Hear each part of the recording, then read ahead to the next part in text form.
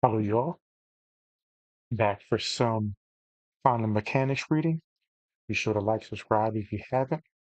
We'll be picking up where we left off last time with normalization. So here is the section we were at. Last thing I did was derive this equation here, which the book I think is a good book, but it does skip a lot of steps on things. So I included those steps if you check the last video, and we'll continue from there.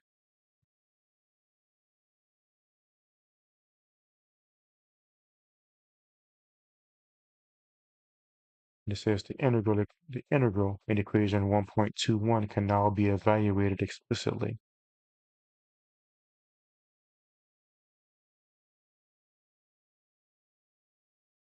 Right? So let's rewrite this. So this is 1.21. I'll copy this whole thing. The last time I remember thinking that this was simply sort of the way Schrodinger's equation is designed, not necessarily something you solve for, but the principle itself that we apply. And also remember that the complex conjugate simply takes the negative or the opposite sign of whatever is complex. So there's an I here. So the complex conjugate has a negative in front of that term. And there's an I here. So the complex conjugate has a negative there. So I copied that equation, and it's saying this can be solved for explicitly. So let's see how, I guess.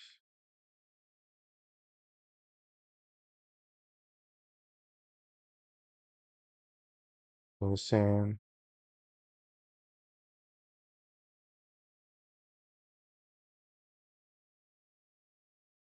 this on the right. Yes, the thing on the left is written slightly differently. I noticed the book keeps the left one.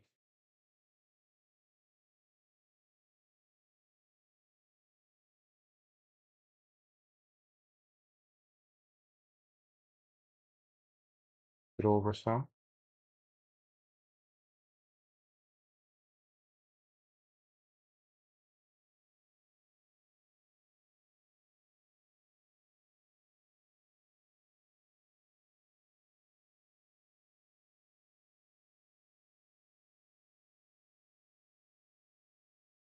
Right? So if I was to move this one down,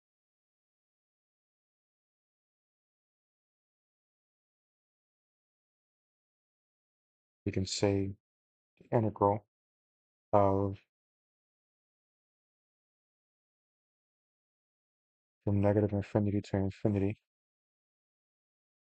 of the partial derivative with respect to t. And now we've solved for the magnitude squared, or d of dt of the magnitude squared.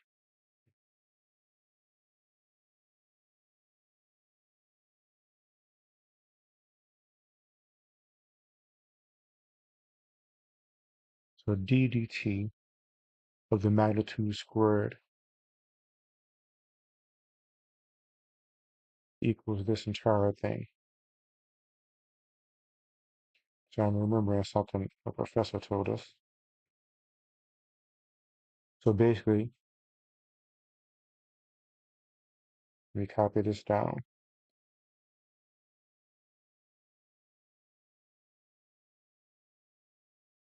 We have d dt And it did say equation 1.21.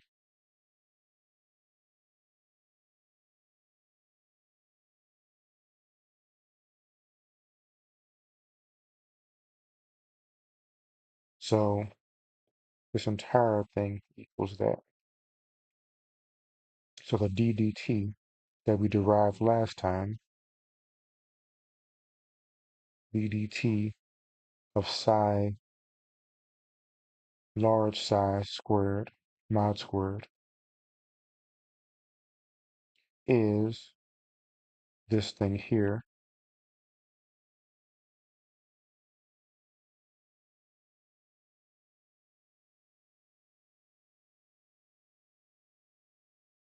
and it equals all of this. So now I'll literally plug all of this in there, and it's integral to the dx. And we take it in derivative with respect to x, and the integral with respect to x, so they cancel. Just like you have a good one is x squared, d dx of x squared equals 2x, and integral of 2x with respect to x equals 2x squared over 2, which equals x squared. So that means that the integral of d dx, x squared with respect to dx equals x squared. So that's what this is about.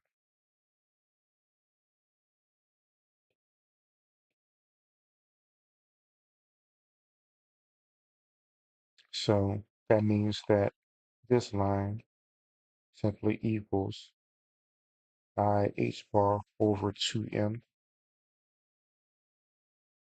psi complex conjugate times the partial derivative of psi with respect to x minus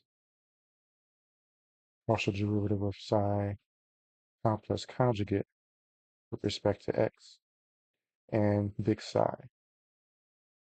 And we did take an integral of the derivative, so the bounds are still at play. So in other words, when I take the derivative of this, technically this will be plus c. So this would be, if I was to add another step, this would be integral of 2x dx. So that's plus c. And the constant on this thing, like technically there's a constant on this thing,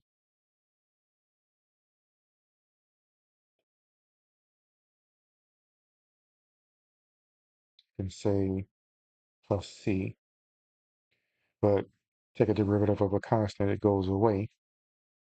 And then you take the integral, the constant comes back. And the constant in this case will be the bound, since it does have bounds. So that's where line 126 comes from.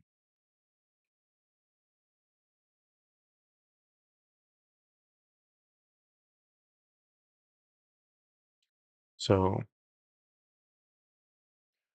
then it says, but x psi xt must go to 0, xs goes to plus or minus infinity, otherwise the wave function will not be normalizable.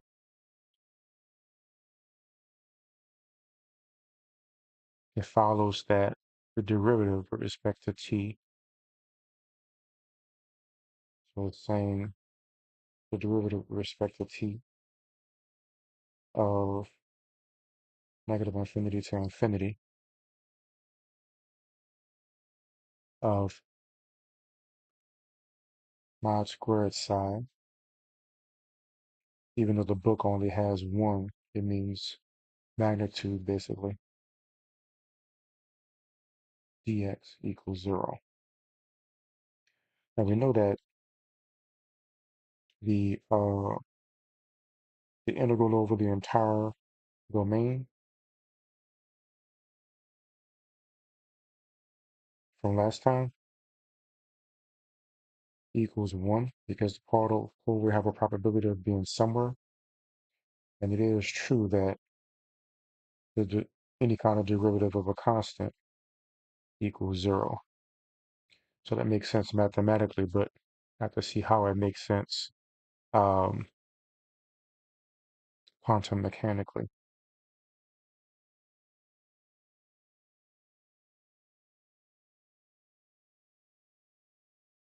Must go to 0 as x goes to infinity. I mean, it stands to reason that the particle can't be everywhere.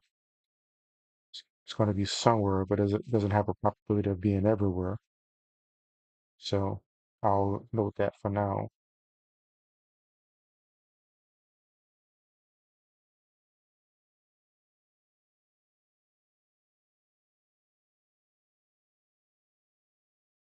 So that's a question I have to get answered.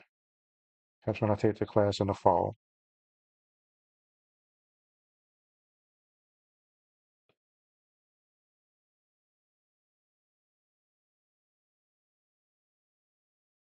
That was 1.26.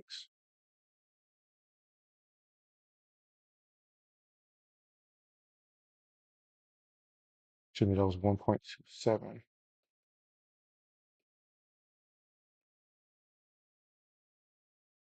And hence that the integral is constant independent of time. Well, I mean, yeah, that's what we saw here.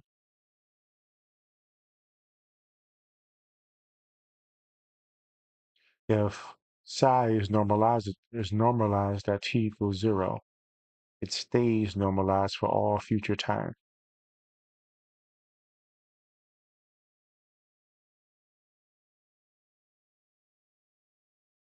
So this seems like an important point. If psi is normalized at t equals 0, then it remains normalized.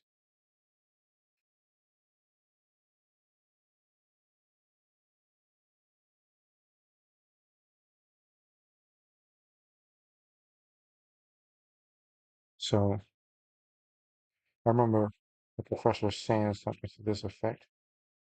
Like if that wasn't the case, then basically the value of the Schrodinger equation would lose its meaning over time because the graph would become more and more out of whack.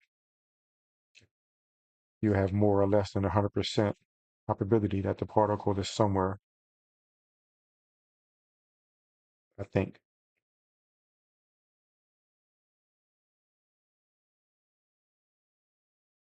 All right, let's look at problem 1.4. It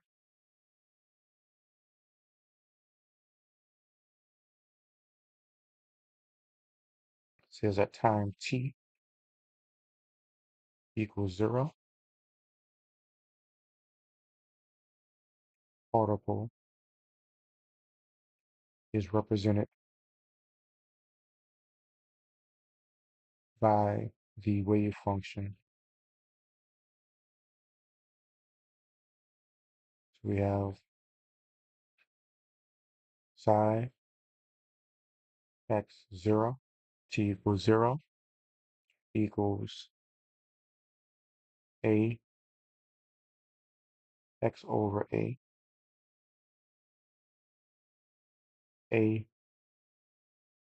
b minus x over, or I'll just say divided by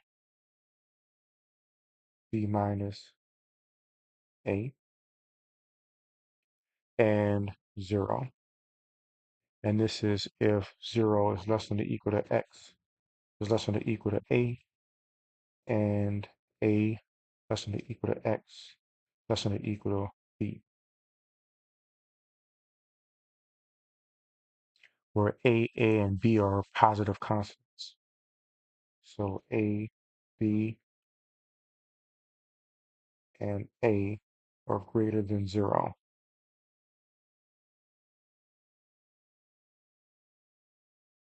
So the first thing they want us to do is normalize side, or find A in terms A and B.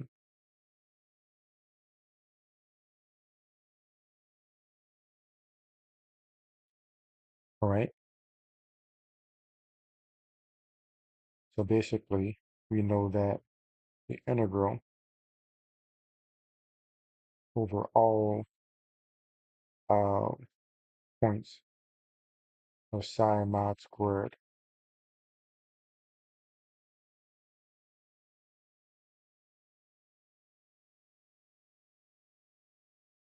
And I don't remember if that was dx or dt. I believe it's dx, yeah, because it's about the position. It's going to be positioned somewhere. Dx equals 1. And in this case, our bounds only go from 0 to b. So that means that the integral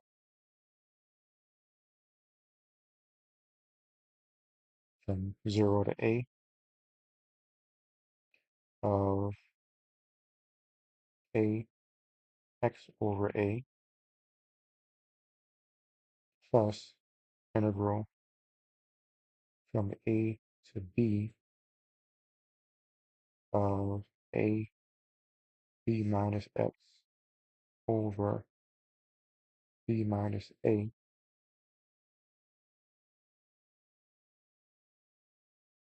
dx equals 1.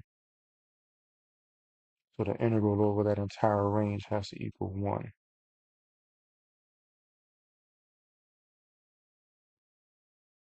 So we can say, right, a, b, and a are constants, or greater than 0 at least.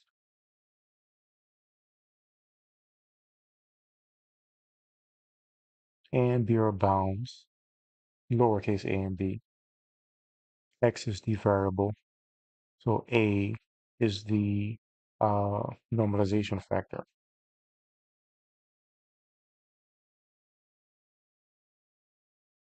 So we can say a over a, 0 to a, x dx plus a over b minus a, ab, b minus x dx equals 1. So this will be a over a, x squared over 2, a 0 plus a over b minus a. Uh, this will be bx minus x2 over 2 ba, and that equals 1. So that'll be a over a squared over 2 minus 0 plus a over b minus a, and this is going to be b squared minus b squared over 2 minus ab plus a squared over 2 equals 1. So 0, these will cancel. That's a over 2 minus, and let's see how this simplifies. Looking good. I'm trying to solve for what a needs to be.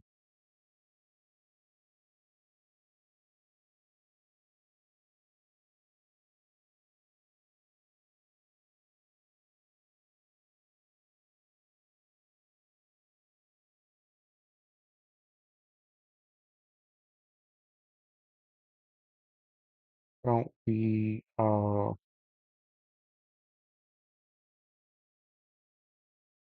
seems like there should be some kind of completing a square or something, but I'm not sure about that.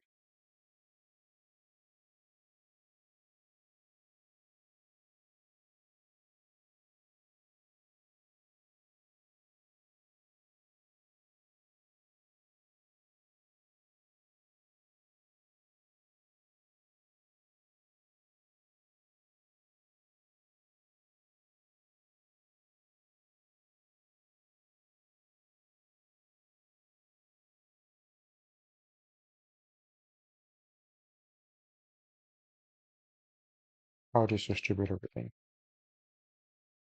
A b squared over b minus a minus a b squared over 2b minus 2a minus a ab over b minus a plus a squared over 2a 2b minus 2a equals 1. So a 1/2 minus b squared over b minus a minus b squared over 2b minus 2a minus ab over b minus a plus a plus a squared over 2b minus 2a equals 1. And to simplify, we combine a few of this. There's going to be b squared minus ab over b minus a. This will be a plus since the negative is in the front now. Then minus b squared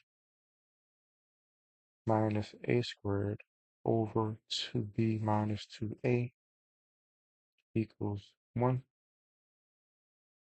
So I'm pretty sure this is more complicated than it needs to be. But that's not looking too bad.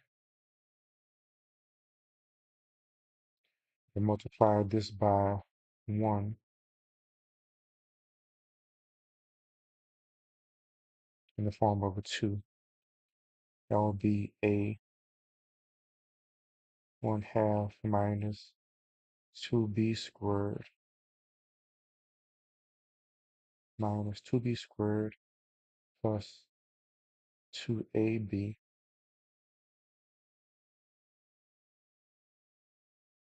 plus b squared plus a squared over 2b minus 2a.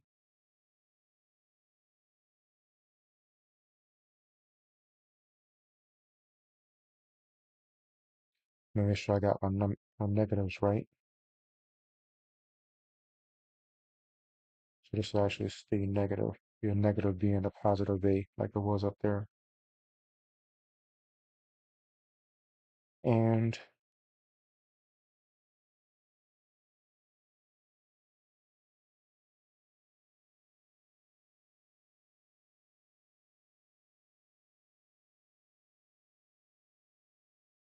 I'll put a positive in the front and make that still negative 2b and negative 2ab. So everything is negative except for a squared.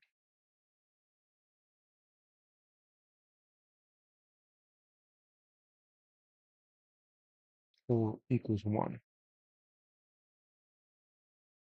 So a 1/2 plus negative 3b squared minus 2ab plus a squared over 2b minus a. So this is starting to look more promising. And then we have to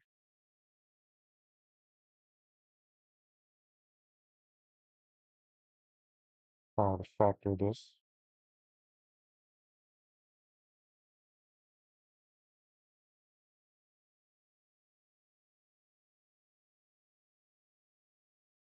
So we have 3.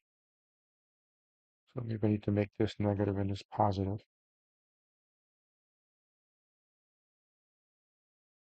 And put a negative in the front. Let's see what that gives us. 3b squared minus 3ba plus ab minus a squared. And it is close.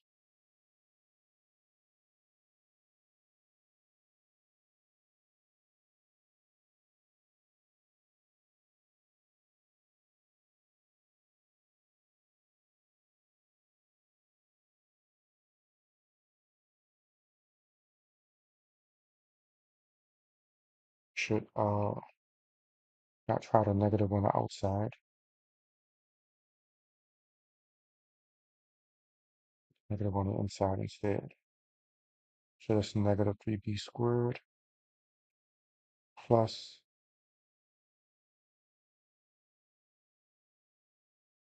let's make this positive.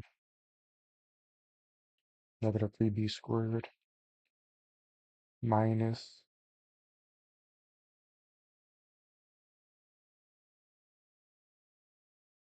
okay. Why don't we try putting this negative out?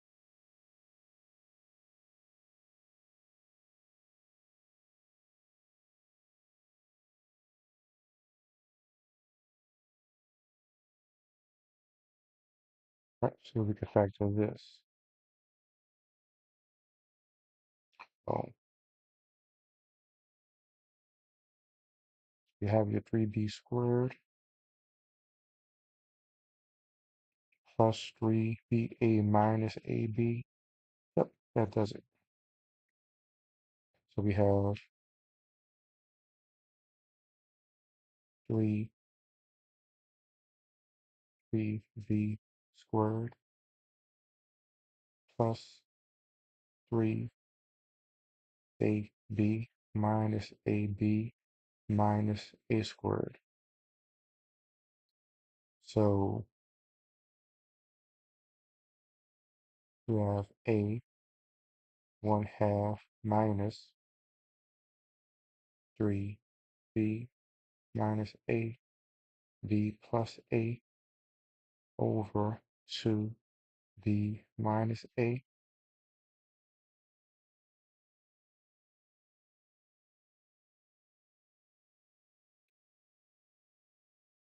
So close to factoring that. Equals 1. Well, kind of complicated. We can say a equals uh 1/2 minus 3b minus a b plus a over 2b minus a inverse. So let's see. Hopefully they give us an answer. Oh, looks like they don't. Maybe it's in the back. Let's see.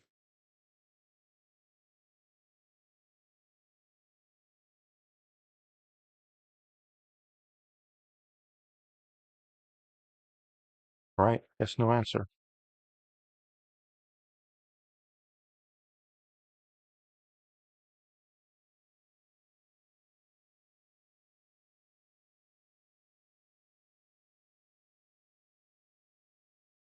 Ironically, there's a linear algebra appendix. First time I tried to take quantum mechanics, I didn't take any algebra yet. That was a bad idea.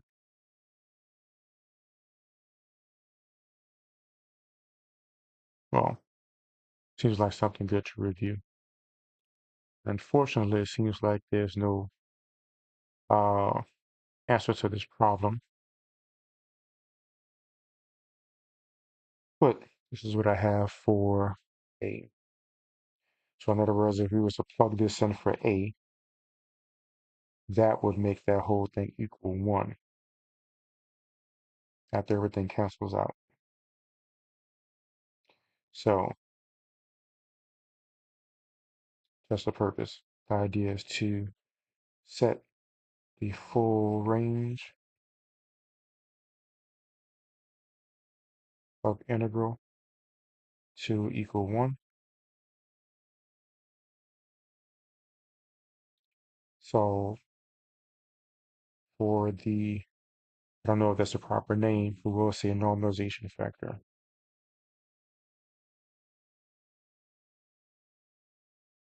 Awesome. So I shall be back, if not later this week, next week, and we'll continue with this problem 1.5 and then move on to momentum. So be sure join the Discord, like, subscribe, all those good things. I'll see y'all next time.